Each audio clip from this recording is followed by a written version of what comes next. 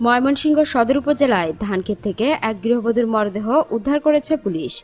বুধবার দুপুরে উপজেলার দুপুনিয়া গোষ্টা পশ্চিমপাড়া এলাকা থেকে মরদেহ উদ্ধার করা হয় বলে কোতোয়ালি মডেল থানার পরিদর্শক শাহ কামাল আকন্দ জানান।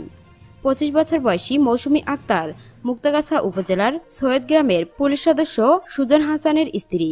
সুজন নারায়ণগঞ্জ সদর থানায় কর্মরত আছেন। শাহ কামাল আকন্দ বলেন, মৌসুমীর সঙ্গে তার স্বামীর বিরোধ চলছিল।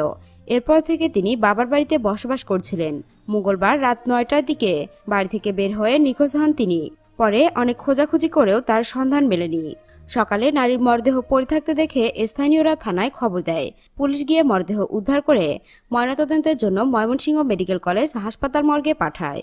পরে খবর পেয়ে স্বজনরা গিয়ে মৌসুমীর মরদেহ শনাক্ত করেন। ধারণা করা হচ্ছে ওই গৃহবধূকে হত্যার পর ফেলে গেছে দুর্বৃত্তরা।